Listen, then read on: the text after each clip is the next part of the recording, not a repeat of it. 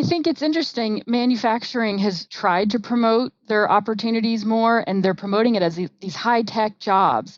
And a lot of them are high-tech. But what I'm hearing from my manufacturing employers is I need somebody who can hammer a nail. I need somebody who can turn a screwdriver. Like, high-tech is great, but we also need those hands-on practical skills as well. So it's kind of a double-edged sword.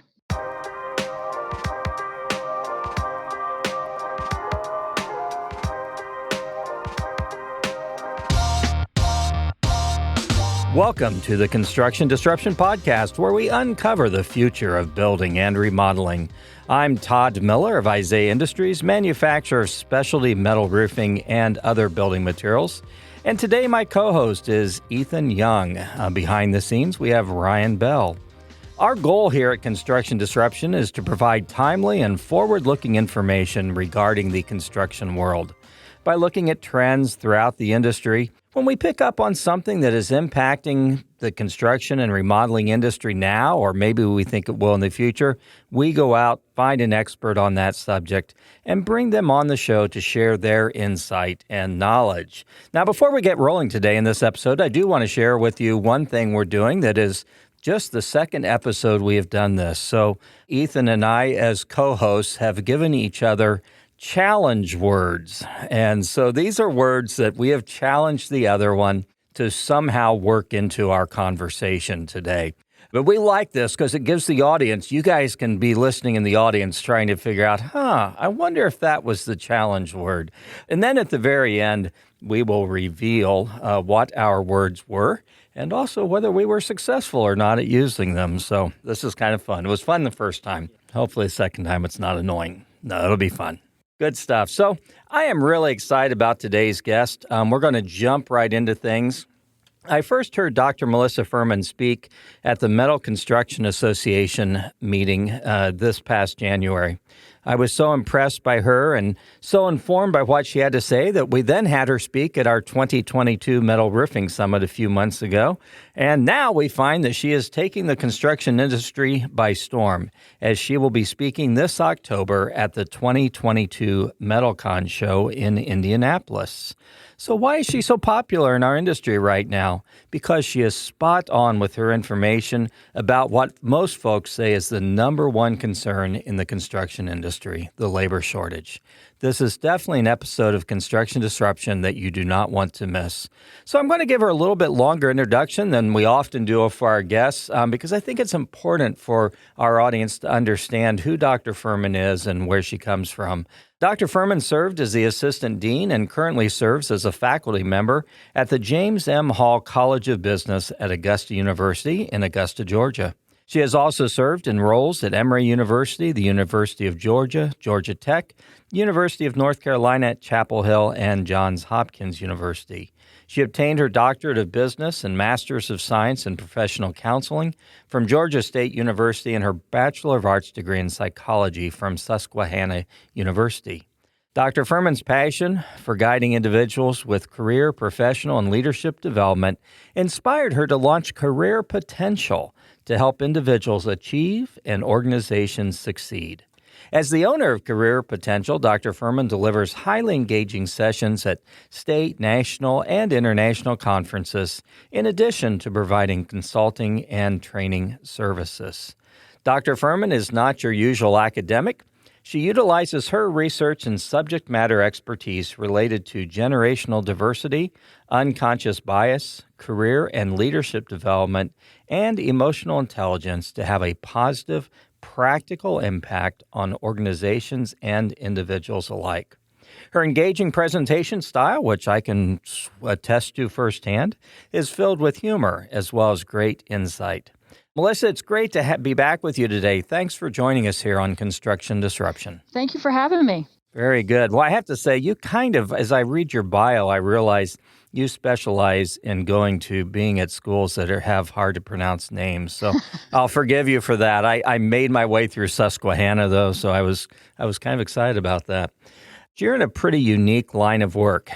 What kind of inspired you to do what you do? Yeah, so I'm primarily motivated by impact. And of course, working in higher education, I was having impact daily, working with my students and the faculty.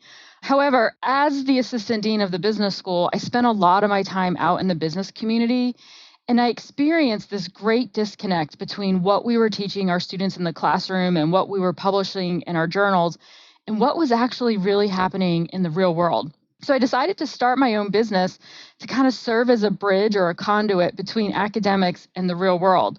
So now I feel like I'm having this direct impact directly on the business community. So that's what keeps me going. That's what motivates me.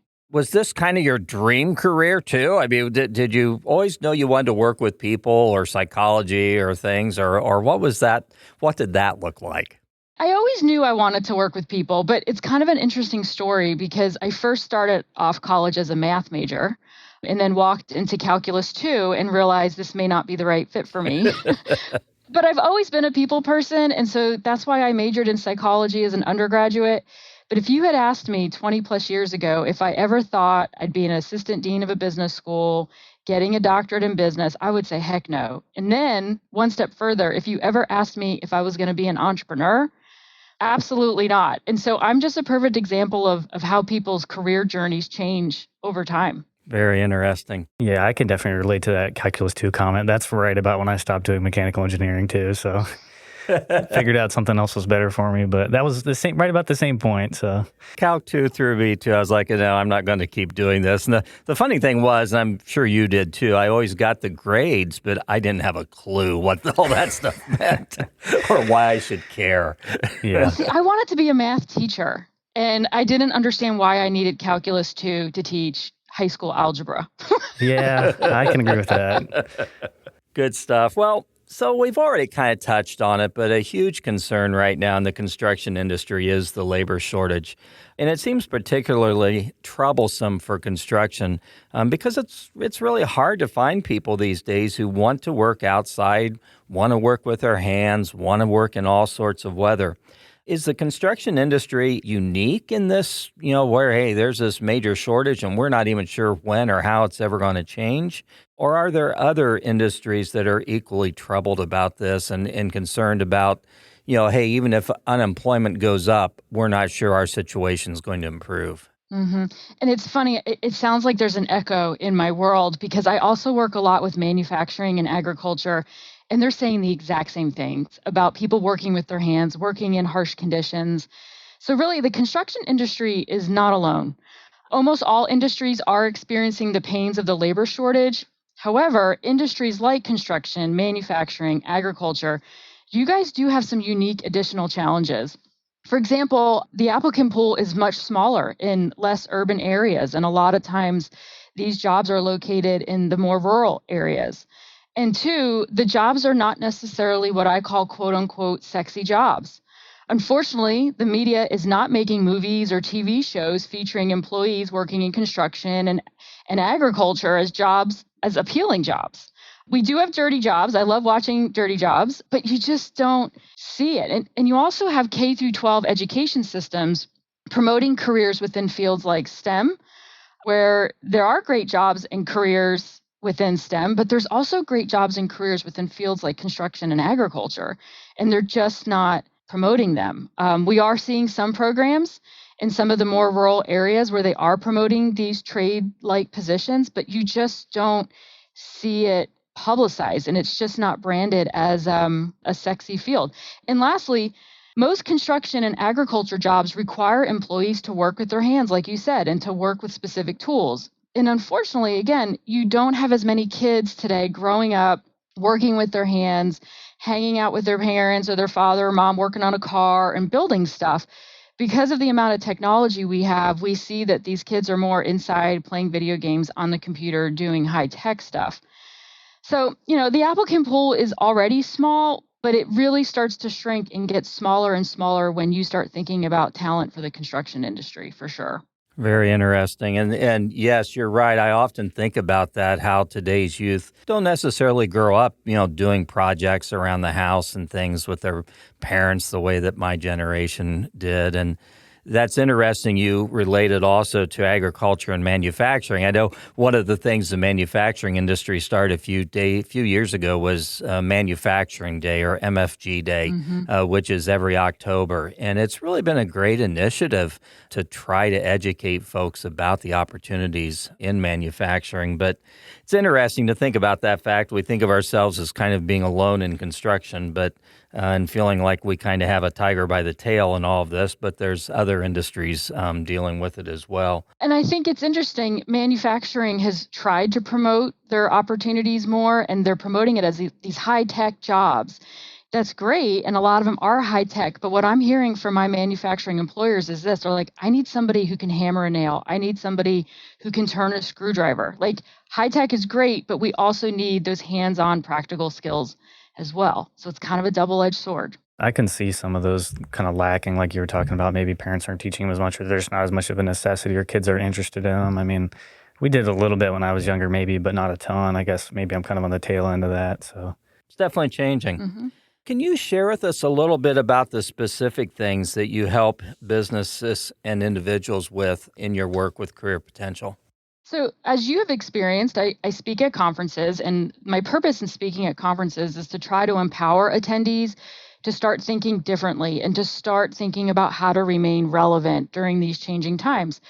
And if I'm successful at speaking at these conferences, I'm usually invited to assist organizations with finding success by offering different services. This could be in a form of training, things like management training. And when I say management training, that goes all the way from hourly employees all the way up to salaried professional employees.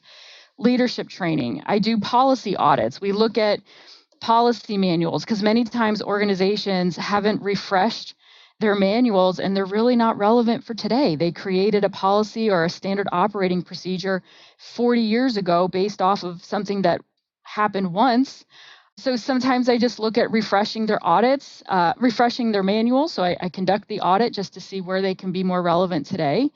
I do coaching. That's in the form of leadership coaching, career coaching, management coaching. For example, I had one manager who was with his organization for 30 plus years, an older gentleman who's just having a hard time communicating with the younger folks, and the younger folks are complaining about it and are filing complaints about it. And this gentleman genuinely wants to be better, but just really didn't know how. So I've been working with him and coaching him on his management skills. I do succession planning because right now, as we've talked about, and you've heard me talk about at conferences, a lot of the folks in leadership roles are going to be retiring out here soon. And what's their succession plan? How are they going to get the younger people engaged and get them ready for those leadership roles?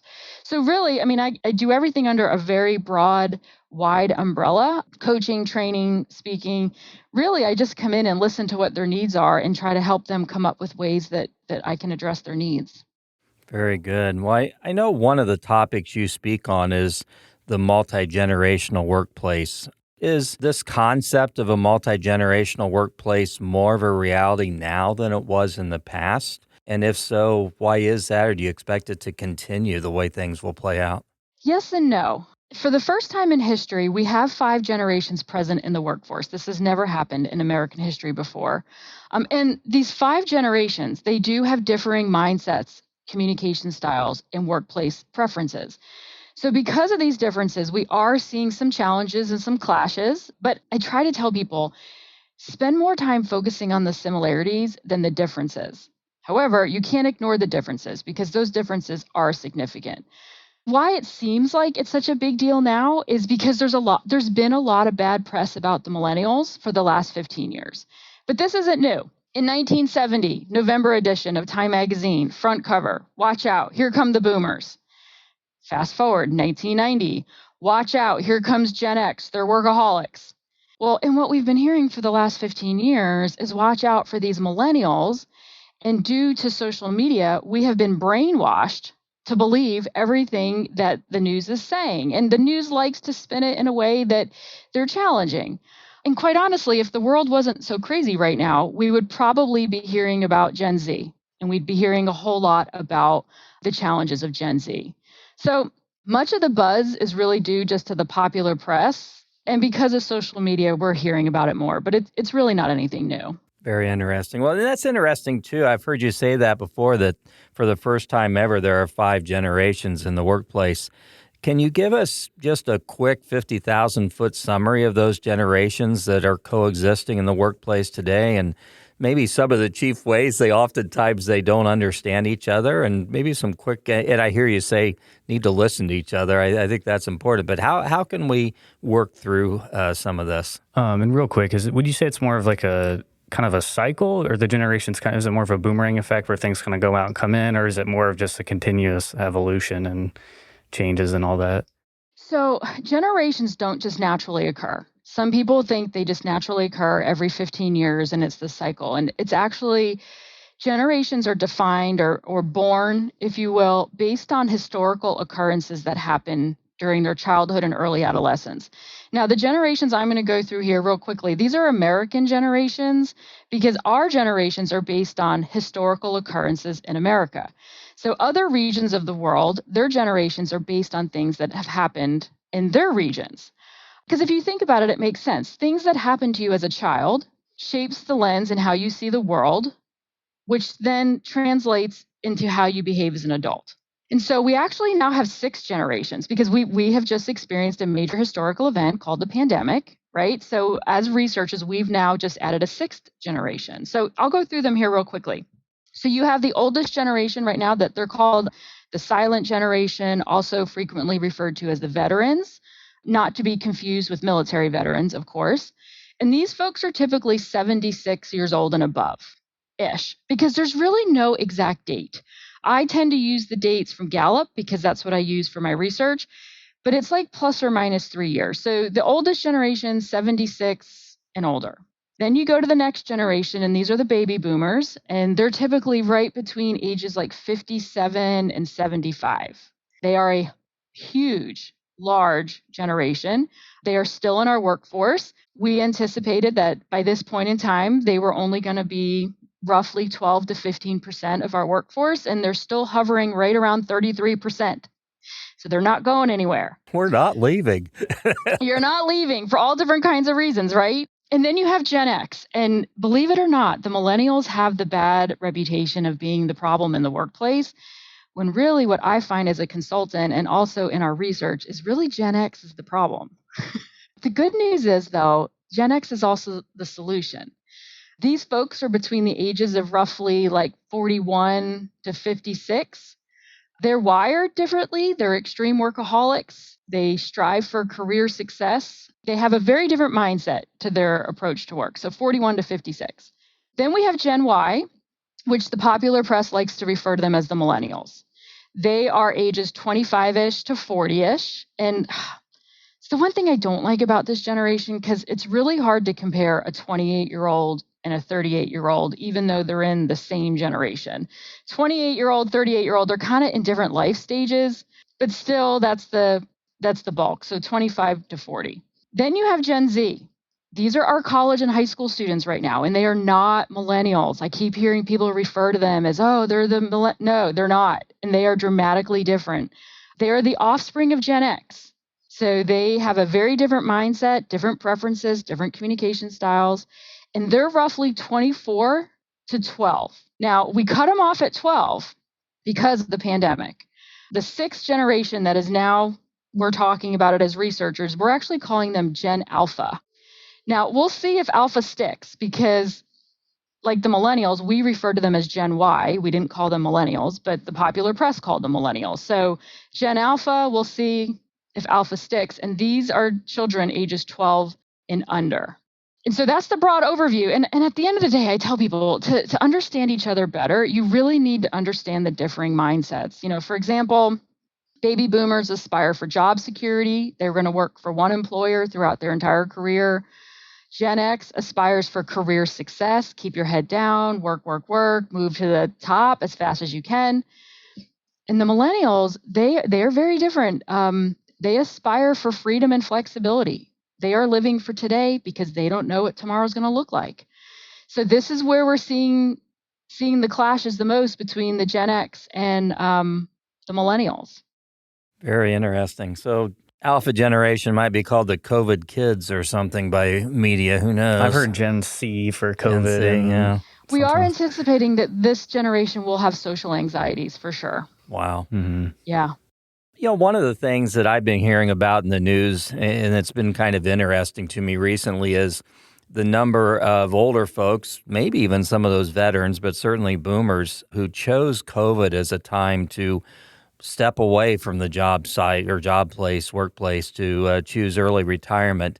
And now suddenly with things happening and with their investments and, COVID getting better, some of them are re-entering the workforce. Even just a couple years after they left, I have a feeling they're finding it an entirely different world out there. Any advice for them on how to re-enter? I call them the retire to rehire.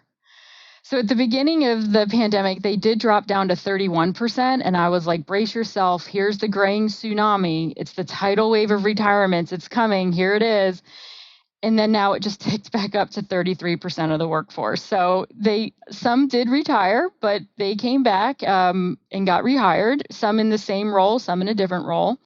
And here's what I'm telling them. I'm telling them, do what makes you happy, right? If you still want to work and that makes you happy, then do it. But if you want to pursue your hobbies and that's what makes you happy, then go do that.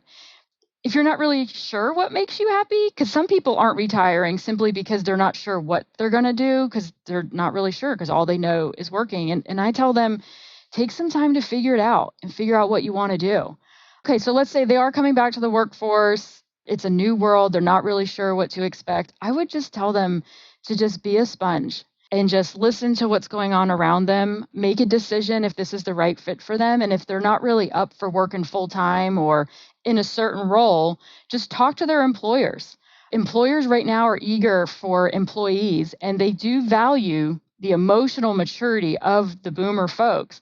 So if that role that you initially got hired for isn't the right fit for you, talk to those employers, because I guarantee you they can find a place where you can still add value to the organization. I love that idea of communication and hey, find the right fit. There isn't an employer out there who's going to turn away a good worker right now. Absolutely. So if you're not in the right fit, talk until you find it. Good advice. I will say this is something we're going through with my grandpa right now. He retired at the beginning of the pandemic, and then he's the kind of guy who has his hobbies, but like he really loves his job. So he decided to go back this year, and he's been doing just like in the mornings. He takes off at lunchtime, but it's been good for him, I think, to get back, gives him some structure. And like you said too about picking up stuff like a sponge, that's something that's impressed me a lot about him, is he's kind of adopted that mindset, and it's helping him a lot. And I'm telling the employers, don't think that training is just for your new young people coming in. Don't be afraid to train your older people, but the approach and how you train them is going to be different than how you're going to train a 21-year-old. Yeah. So different approaches. And I think that's interesting. I mean, historically, I think usually when we think about the workplace, we think of sort of a hierarchical type situation driven by age, where you've got younger workers being led and managed and mentored by older generations and older workers. But I don't think that's the case anymore so much. And I know I've even seen it here in our own company where some of our key managers and leaders are leading folks significantly younger than them. What advice do you have to folks in both sides of that situation where it's not the typical older person leading a younger person? Yeah, this is happening a lot, and it can be challenging for everyone involved. So let's start with the younger folks. So the younger folks, I tell them, first, don't jump in and pretend to be an expert, right? Spend time talking to and getting to know your older employees. They have been there for a long time. They do add a lot of value. Show them respect and show them that you value them and you value that experience that you have. I'm finding the older folks are feeling disrespected by the younger folks. And so I'm going to give a quick story here. So just last week, I witnessed an interaction between an older and a younger, just exactly what you're talking about. And the older employee said, I have 30 years experience. And the younger employee said, yeah, you have experience doing the same one thing for 30 years. Mm-hmm.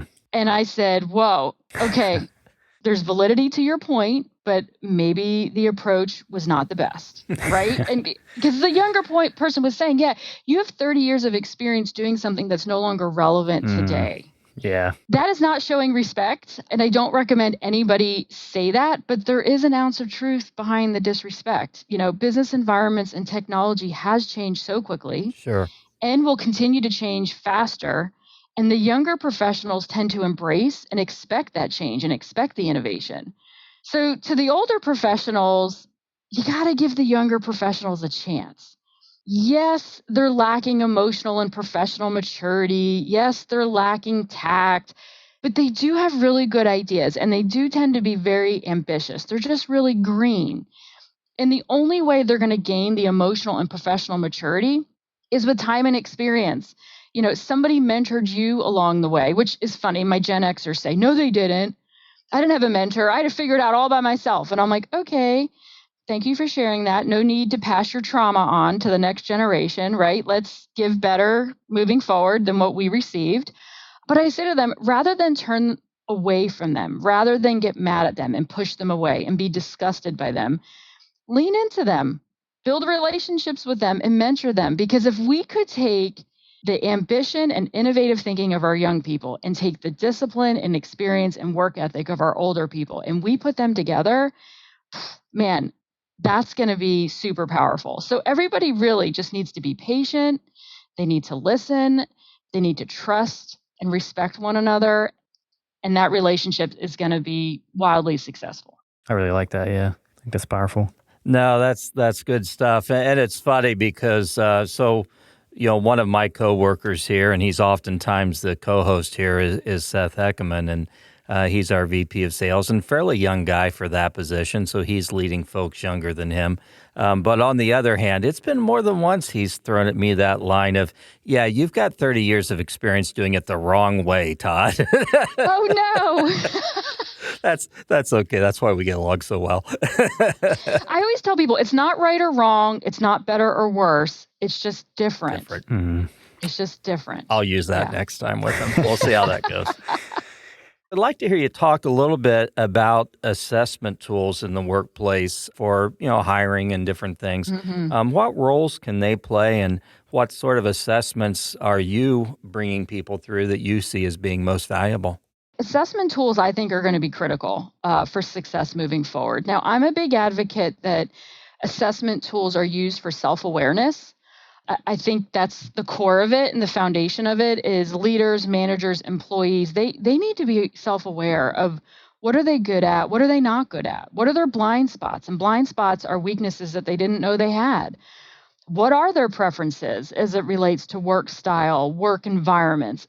People, I don't know about you, but I'm not like driving around, sitting around thinking like, who am I? What do I like to do? I mean, we just don't do that. So having these tools are critical in first and foremost being self-aware. Then once you're self-aware, you can then use them to learn about other people. Now, I do not think that assessment tools are the know-all be-all. I just think they're great conversation starters.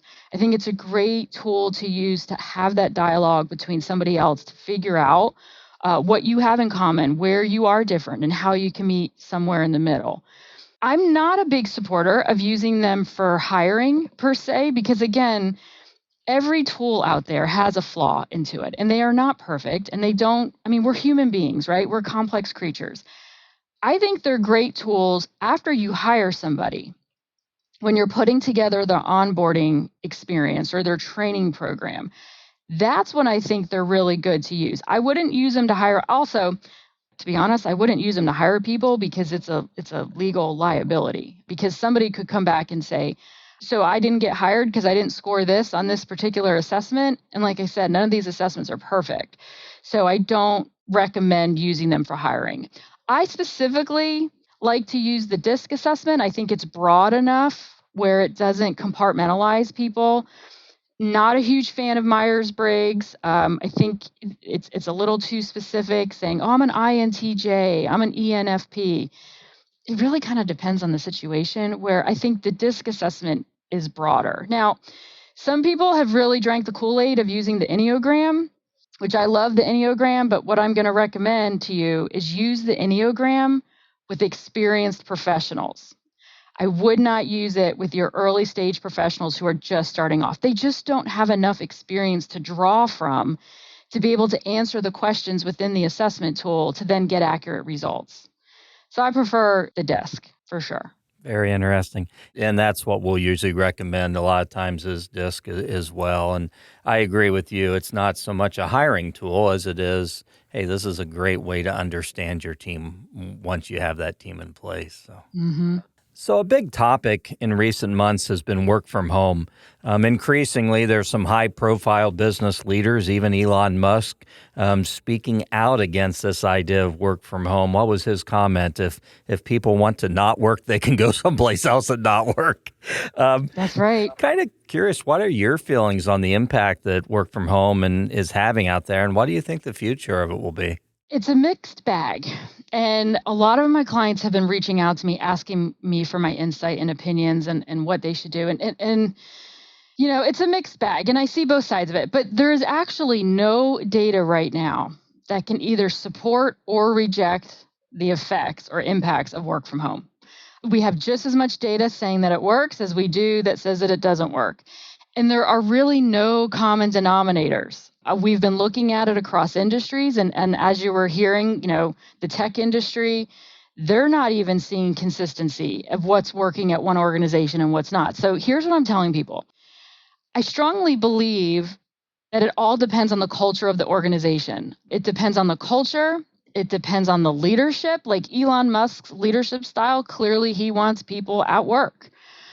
And it also depends on the training that you're providing to managers and to the employees of how to do this thing called work from home. It happened so fast because there were organizations that were doing it slowly or the organization was created from day one to be work from home. So they're being successful, sure. But the ones that the change happened so fast, we're human beings. We're human creatures, right? It takes us a while to change. And if you're not training employees on how to do this thing called work from home, and more importantly, if you're not training managers on how to manage from remote environments, it's not going to be successful. So here's what I'm telling people. I encourage people to quote unquote peel back the onion to better understand the why behind why people want to work from home. Because again, there is no common denominator. There's no consistency. People are throwing these blanket statements out there that, all the millennials want to work from home because they want to stay in their pajamas. Or, Gen Xers want to work from home because they're balancing childcare. It's actually not necessarily the case. It's really, if you peel back the onion, it's about flexibility. Now, flexibility to the younger generations means something different than flexibility to the older generations, because remember, they have different mindsets. So like the younger generations, specifically the millennials, their flexibility when it comes to work is more about work-life integration. And they go to work, it's a job. And then when they get off their job, that they go do their side hustle and they go live their life. Gen Xers, the older folks, the workaholics, they just want the flexibility to work when they want to work to get the most work done. And they need to be able to take their kids to school and then go to work. I mean, because Gen Xers, they tend to live to work versus work to live. And Gen Xers have been on this quest, and boomers, I throw in there as well, have been on this quest to find work-life balance. I've yet to really find a whole lot of people who have found this thing called work-life balance. So it's the flexibility, and flexibility means different things to different people. So again, I tell the leaders, communicate with your people and get to know the core reasons for why they want to work from home. Don't make assumptions, and then try to figure out how you can make this happen. So real quick piece on this too, with the flexibility, I work a lot with manufacturers, and they're saying to me, well, we can't offer flexibility because we have shifts and we can't do that. It's not possible. Well, it is possible. It's just not the way we've always done it. And it is thinking innovatively. And yeah, HR may need to change their protocols. Yeah, you may need to pay people differently, but don't say that it can't be done. It can be, but you have to basically deconstruct everything you know about shift work and then build it from the ground up. Very interesting. We've not figured out exactly how to address work from home here as a manufacturing environment. And, partly it's a couple things going on. I mean, one is we'd love to offer that flexibility to certain workers, but truly, and maybe we need to think more outside the box, but for someone that has to stand at a machine and operate it, they can't work from home. So, then where do you find the equity in all of that for your team? And that presents us some challenges.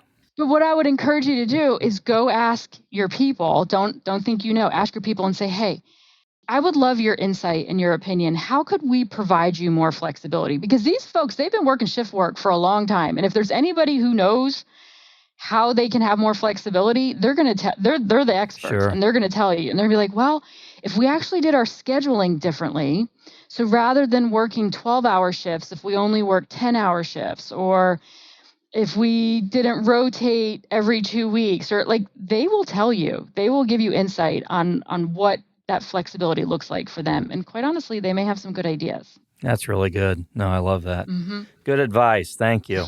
It's been interesting, too, as I've watched my son. He had graduated from college in 2020 and got a job and works for a company. He's a coder, so he writes code all day. And, his job has mainly been work from home. And as I look at him, I mean, he's a very much put your head down, get it done. I work the exact hours I'm supposed to work. Don't work earlier, don't work later. But I get it done, and I get it done promptly and efficiently. And for him, it wouldn't make any difference if he was working in the workplace or from home. The end result is going to be the same. But on the other hand, as I've told him, I said, getting into the office environment, if you ever want to do anything other than just code your whole life, you're going to have to be able to be in an environment where you can build those relationships. Mm-hmm. Yeah, and it's different for introverts versus extroverts. Sure. It's different for young professionals versus mid-stage. It's different for an employee who's just being hired into the organization and is trying to figure their way out versus somebody who's been in the organization for 10 years and already have their networks established. And that's why I don't like the blanket statement. They're like, oh, these young people, right? They all just want to work from home and stay in their pajamas. Well, I'm actually going to tell you, Gen Z, these are your 24 and younger, so your college and high school students, they were freaking out when the pandemic hit because they didn't want to work from home. They're trying to launch their careers. They want to build their network. They want that face-to-face interaction and mentoring. And so I wouldn't make that blanket statement. And then, Todd, diehard Melissa Furman's a diehard feminist. I'm even telling women, and I know you guys don't have a ton of women in your industry, but it is growing. Absolutely. I tell the women, you need to show up. You need to be seen. You need to build those relationships. And quite honestly, the work from home for women could actually stunt the progression that we've been making in the predominantly male-dominated industry. So it's not for everybody, for sure.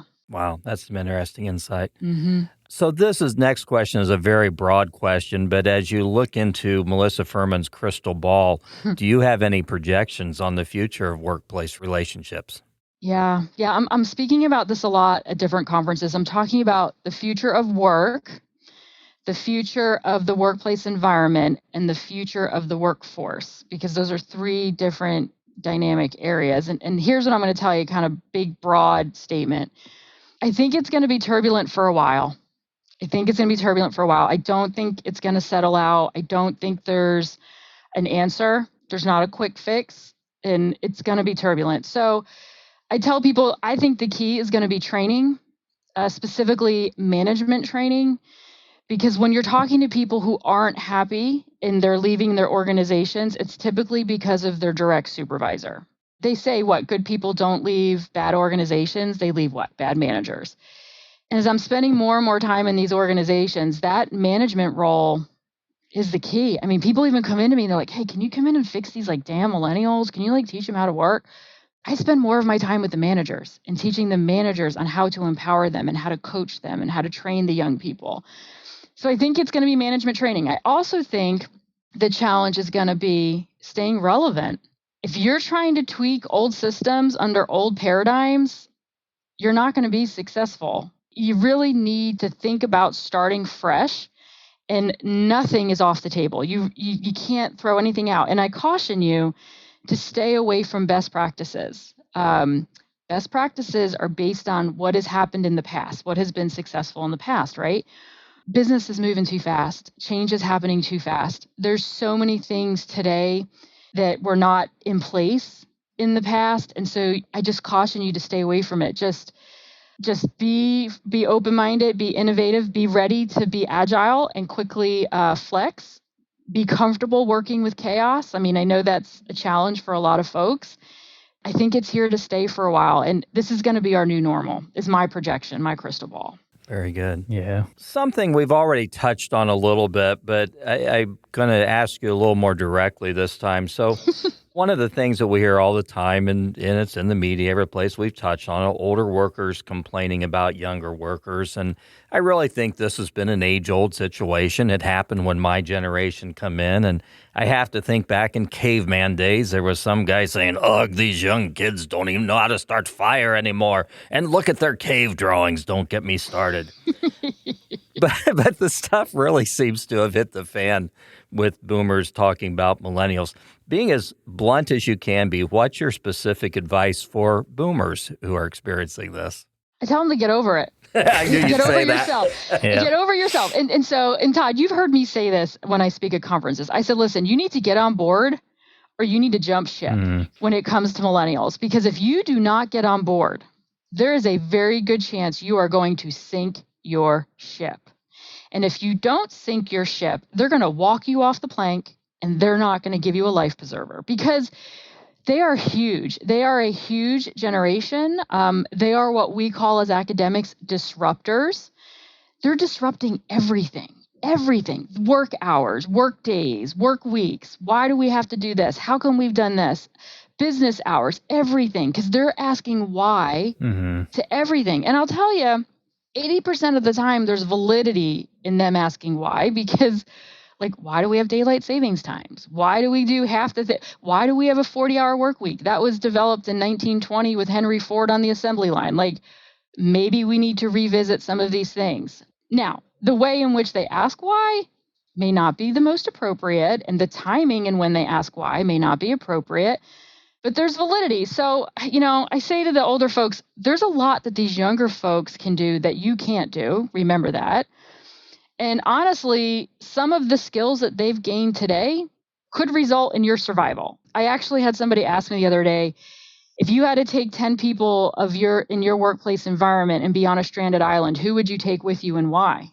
And it was interesting to hear like, oh, I'm only going to take the older folks because they can start fires, to your point, Todd. They can build shelters. Okay, well, the younger folks may know of a way to take the phone with them that they have with them and to wire it in such a way to ping a signal off a satellite to one of the barges out in the middle of the ocean to come save you on that stranded island. I don't know. I mean, I tell people, stop focusing on the differences and focus on the similarities. Talk to one another, learn from one another. Everybody has something to bring to the table. You just need to figure out what that is, and you need to lean into one another and have those conversations. Because again, what you're seeing with these younger folks that frustrates the older folks, if you peel back that onion, at the end of the day, the core of it is they're lacking maturity. They're lacking emotional and professional maturity.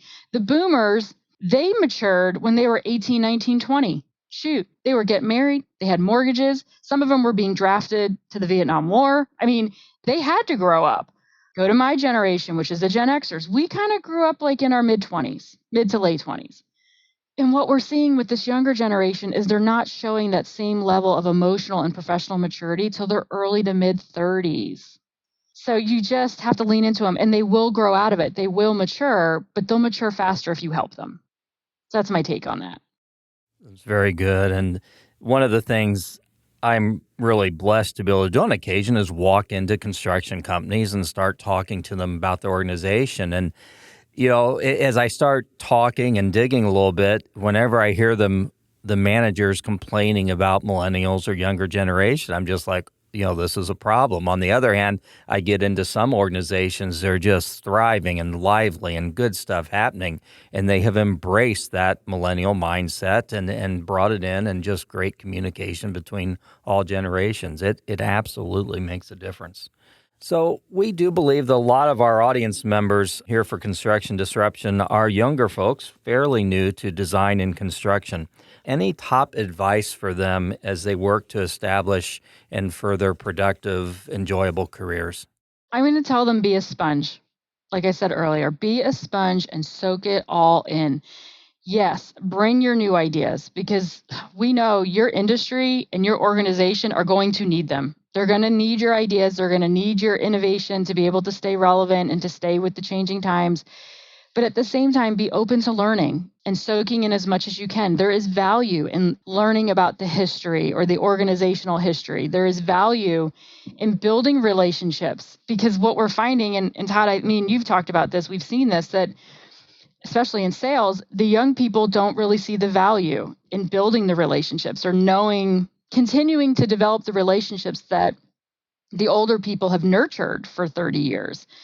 They need to learn that. So I tell the young people, be open to learning, soak it in, and soak it in as quickly as you can. Because again, if you take your innovative thinking and ambition and combine it again with that older generation's discipline and work ethic, you're going to create something pretty powerful. And it could be industry changing for your industry, for sure. Very good. Well, we're getting close to the end of our time, and something we like to do here on Construction Disruption before we close out each episode is ask our guests if they're willing to participate in our rapid fire questions. So these are just 7 questions. They may range from silly to serious. All you got to do is give your quick response to each of them. You up to the challenge? Oh, gosh. Yes. But again, full disclaimer, I'm from New Jersey, so I can't control what comes out of this mouth. So anything I say, just edit it out. Awesome. We will do that. This will be great. We'll alternate asking. All right. Would you like to ask the first one? Yeah, I can start with the first one. All right. So what crazy activity do you dream of trying someday? These are hard questions. That's just the first one. Can I say pass and then come back to it? Yeah, that's fine. Absolutely. Okay, so pass. Okay, second question. A little bit more serious. You've been an educator for a few years now. What is a major change you have seen in students over that time? The way that they learn. We call them modern learners, and it's amazing the way that they learn. You cannot just get up in front of them and lecture to them with PowerPoint slides behind you. The minute you do that, you lose credibility and you lose their interest. And so with the younger folks, you have to give them knowledge to read or to watch or to absorb before they show up. And then when they show up, you have to engage them and don't be intimidated by them challenging you because they have access to all these resources. And even though you're the subject matter expert, you're the professor, they do not hesitate to challenge you for a hot minute. So biggest change has been their learning style. Wow. Very interesting. Yeah. Very different. Do you have any pets? Yes, and she's sleeping behind me. I have an indoor-outdoor long-haired cat named Miss Molly. Oh, that's cute. Good golly. Mm-hmm. She's very sassy. But she's a southern kitty. She loves this hot weather, and she really wants to be outside right now with 200 degrees. Wow. Mm-hmm. That must be the tiger coming out or something. I guess. That's crazy. Okay, next one. What is the earliest major news story that you recall from your childhood? Oh, that's easy. That's the Challenger blowing up. I think our last person I asked that had the same answer, about the same age. So, yep. It depends on the generation. I can almost predict what they would tell you by the generation. Yeah. Mm-hmm. Challenger. My generation is Vietnam War. Maybe if you're a little bit younger, probably Watergate. But those are the two. I would say that. I would say Challenger or the Berlin Wall coming down. Oh, yeah. I think for mine, it would probably be 9/11. I'm kind of a little bit too young to really remember it, but for most people, I think that's what it would be. The younger generations, it's usually 9/11 or Columbine or Y2K. Yep. How the world was going to come to an end. Yep. My wife was in IT at the time, and oh my goodness, they had her sweating that like crazy, although she's like saying, this is really not a problem, but I'll do what they tell me to do. And the college students today have no concept of 9/11. Like, we stopped even doing memorial ceremonies on college campuses because they don't relate to it. It would be like doing a Pearl Harbor ceremony. They just, they weren't alive or they were too young. And that's kind of wild for me to process that. Wow. Yeah. All right. What one word describes you the least? I feel like you should ask Todd that question. Reserved, maybe, Todd, would you say? I don't know. Good. That's Okay, good. yeah. I like that. Good answer. Okay. Close-minded. I'm not close-minded for sure. That's good. If you had to eat a crayon, what color would you choose? Oh, pink. Okay. Oh, that's the first pink Yeah, we've it's a ever new one had. for us. Very good. Yeah. Just a favorite color? Yeah, I would think in my mind, pink is sweet, and I would think pink would taste better than like a brown or a black or a purple. Yeah, I can agree with that. I don't know that. That makes sense. Yep. It looks most like candy. Yeah. Cotton candy rather than poop. Sounds much better. All right. Do you know how to drive a manual transmission? Yes, I do, because I'm married to a car guy. Oh, there you go. Yeah. He has an 86 Camaro with an LS1 engine. He'd be so proud that I know that. That's the third engine he's had in there. That 86 Camaro was in our wedding pictures. Oh, That's awesome. cool. So that was a deal breaker for him if I didn't know how to drive a manual. I also know how to ride a motorcycle Oh, that's cool. Okay. because he rides motorcycles, and I won't ride one of my own because I drive too fast. I'll kill myself. But I know how to ride one in case anything ever happened while we were riding. I could go get help. I could go hop on the bike and go get help. Cool. That makes sense. Yeah. Mm-hmm. What color is the 86? It's this blue. It's like this brilliant blue. I like an cool. electric blue. Yeah. Awesome. And he just bought a brand new Camaro that matches it. Ooh. So he now has the modern version and the old one. That's fun. Okay, I'm a bit of a Camaro fan myself, so you're after He my really heart wanted there. he had a Corvette. He wanted a Corvette. I'm a And Corvette he bought guy. a 2013, something very fancy about this Corvette right when the pandemic hit, and it the optics looked bad, and so I told him he needed to get rid of it. It looked bad. They were laying people off at his work, and here he was showing up with this Yeah. Corvette. Brand new Corvette. That people assume Corvettes are expensive, and this one, it wasn't, but people assume that it is, and it just looked bad, so he got rid of it. But then now he just bought his new Camaro. Awesome. So the stick shift manual transmission thing, I do have to say, I read the other day, someone said that they asked that as an interview question. They're saying it's harder to ask now because there simply aren't as many manual transmissions out there. But they say what it showed them was if that person was adventurous and wanted to be resourceful enough to learn everything that they could possibly learn. I thought that was interesting. I don't know. As a psychologist, a trained psychologist, I don't like those types of questions. Yeah. Because, again, remember, I do research on bias and unconscious bias and conscious bias, and I think that's a bias. I would hate that you would miss out on a great candidate all because they didn't know how to drive a stick shift. Yeah, I agree because my wife is, I did try, well, I must confess, I tried to teach her to drive one of mine once, and it didn't go so well when the sheriff pulled us over and stopped us. It took me a little bit to learn. Actually, the car I drive right now is a manual, and I didn't know how to drive manual at all. I'd messed around with it in like a friend's truck, but it was a good deal for the car, so I was like, I guess I'm just going to have to learn. So otherwise, I really probably wouldn't. And I'll tell you, I have to wear heels a lot because doing what I do, I'm in a suit often, not clearly working with your industry or manufacturing or ag, but all the other industries I work with. Try driving a manual in heels. Oh, jeez. So I always then I'd have flip-flops in the car. Then the flip-flop would get stuck under the clutch. So I was like, okay, I can't have flip-flops. I need to have like real shoes. So I chose not. It was just, and how do you eat, drive, and text when you're in a manual? It's too advanced for me. I can't. I can maybe text while doing it, but that's about it. First world problems, I'll tell you. So wait, we got to go back. You could just take a permanent pass, but what crazy activity do you dream of trying someday? I'm trying to think of crazy. Like, how would you define crazy? Because like, I don't want to jump out of an airplane. I don't want to do that. I'm afraid of falling. Yeah, that'd be a bad mix. I don't want to say like drive fast because being married to a car guy who races cars and motorcycles, I've been there, done that. Crazy activity. Well, we can catch this one next time too. You can stay tuned. There we go. Come to MetalCon and I'll report on it if you come to MetalCon in Indy.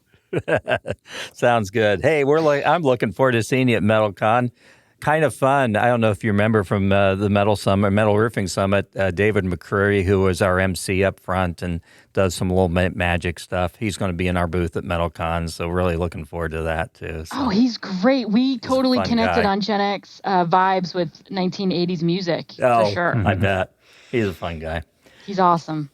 Well, thank you so much. This has been a true pleasure and privilege. Oh, I do need to share, folks, where we ended up on our challenge words. So the challenge word that Ethan gave to me was tiger, which I worked in there fairly early on with some reference to having a tiger by the tail or something. And the word I gave Ethan was? It was boomerang, which I kind of had a little idea ahead of time, so it worked pretty well for where I threw it in there. But You all could have thrown that in there so much more than you did now that you say that. Yeah. I could have beat you in that game for sure. maybe we'll have to do that, include the host sometime. We should give the guest a word too. This will be fun. Okay. Well, thank you again for joining us today. This has been great. You're a wealth of knowledge, just so personable, and you convey that knowledge in such a great way. Is there anything we haven't covered today that you'd like to share with our audience? I think we covered everything. We have again, covered a lot. just in closing, takeaway, be patient, listen, don't compartmentalize, don't make assumptions, just talk to people. I always tell people, everybody that you work with has a different lens in how they see the world. And that lens was shaped by things that happened to them during their childhood, during their early adolescence.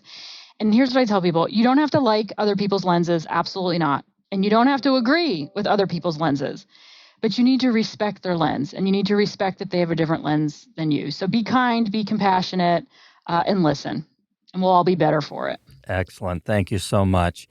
Well, for folks who might want to get in touch with you, how can they most easily do that? Very Gen X of me, I would refer you to my website, which is www.unlockcareerpotential.com. I do have social media channels, but I'm in the process of refreshing them, so I'm not going to direct you there right at this moment. Or you can just simply email me. Again, very Gen X, mfurman@unlockcareerpotential.com. For our younger folks, you're welcome to text me if you like. I'm going to give you the scavenger hunt to go find my phone number on my website, and then you can text me. If you can do that, you're welcome to text me. They've probably already found it, so. They're very resourceful. That's right. Well, thank you so much. This has been great. We really appreciate your time here today, Melissa. What a joy. Thank you. And I want to thank our audience for tuning into this episode of Construction Disruption with Dr. Melissa Furman of Career Potential and UnlockCareerPotential.com. Please watch for future episodes of our podcast. We have more great guests coming up. And don't forget to leave a review on Apple Podcasts or YouTube. Until our next episode, change the world for someone, make them smile, encourage them. 2 powerful, easy things we can do to change the world. God bless. Take care. This is Isaiah Industries signing off until the next episode of Construction Disruption.